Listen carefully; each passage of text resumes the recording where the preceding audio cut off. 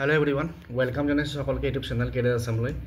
এই ভিডিঅ'টিত এখন important notice share কৰিব বিচাৰিছো যিসকলে গুৱাহাটী হাইকোৰ্টৰ পৰা এডভাৰটাইজ হোৱা জুনিয়ৰ এডমিনিষ্ট্ৰেটিভ এছিষ্টেণ্ট পোষ্টৰ কাৰণে এপ্লাই কৰিছিল সেই কেণ্ডিডেটসকলৰ যিখন কেণ্ডিডেটৰ লিষ্ট প্ৰভিজনেল লিষ্ট পাব্লিছ কৰা হৈছে লগতে তেওঁলোকৰ এগেইনষ্টত এলটমেণ্ট হোৱা ৰোল নম্বৰবিলাকো দিয়া আছে আৰু যিসকলক ৰিজেক্ট কৰা হৈছে তেওঁলোকৰ লিষ্টখন গুৱাহাটী হাইকোৰ্টৰ ৱেবছাইটত দিয়া আছে। গতিকে আপোনাৰ নিজৰ নামটো যিসকলে এপ্লাই কৰিছিল তেওঁলোকৰ নামটো আছে নে নাই সেয়া চাবৰ কাৰণে আপোনালোক গুৱাহাটী হাইকোৰ্টৰ ৱেবছাইটত যাব পাৰিব আৰু যদি কাৰোবাৰ ৰিজেক্ট লিষ্টত আছে আৰু যদি আপুনি ভাবে যে ৰিজেক্ট লিষ্টত আপুনি থাকিব নালাগিছিল বা ভুলকৈ আছে বা আপোনাৰ কিবা অবজেকশ্যন আছে তেতিয়াহ'লে 10 দিনৰ ভিতৰত এই যিটো ghcrcel@gmail.com এই মেইলটোত আপোনালোকে নিজৰ অবজেকশ্যনটো দাখিল কৰিব লাগিব।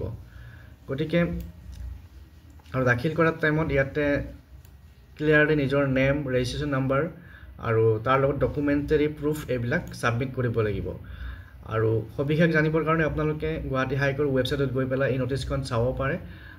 গতিকে যিসকলে এপ্লাই কৰিছিল তেওঁলোকে পৰীক্ষাৰ কাৰণে সাজু হ'ব হ'ল আৰু ইয়াতে লিখা আছে যে শিডিউল অফ ৰিটেন এক্সামিনেশ্যন হয়তো পৰীক্ষা পতাৰ প্ৰস্তুতি চলিছে। গতিকে সেইকাৰণে নটিচটো দিছে আৰু ইয়াতে কাৰ নাম ৰিজেক্ট লিষ্টত আছে ইয়াতে আপোনালোকে দেখিব পাৰিব বা চাব পাৰিব। আমি লিষ্টখিনি চাম তাৰ আগত সকলোকে ৰিকুৱেষ্ট কৰিম যদিহে চেনেলটো নতুনকৈ আহিছে ছাবস্ক্ৰাইব কৰি ল'ব এনেকুৱা ধৰণৰ এক্সাম ৰিলেটেড আপডেট পাই থাকিবৰ কাৰণে আৰু ভিডিঅ'টো শ্বেয়াৰ কৰিব ফ্ৰেণ্ডৰ মাজত যাতে সকলোৱে এই আপডেটটো গম পায়। তো এইবোৰ হৈছে ডিষ্ট্ৰিক্ট ৱাইজ এপ্লিকেণ্ট লিষ্ট। তো ইয়াতে ডিষ্ট্ৰিক্ট ৱাইজত দিয়া আছে। আমি যদি এখন লিষ্ট ইয়াতে ক্লিক কৰি দিওঁ কোনোবা এখন ডিষ্ট্ৰিক্ট তেতিয়াহ'লে এই লিষ্টখন খোল খাব। তো ডিষ্ট্ৰিক্ট ৱাইজত নিজৰ নামবোৰ চাব পাৰিব আৰু ইয়াতে ৰিজেক্ট লিষ্টটো আছে।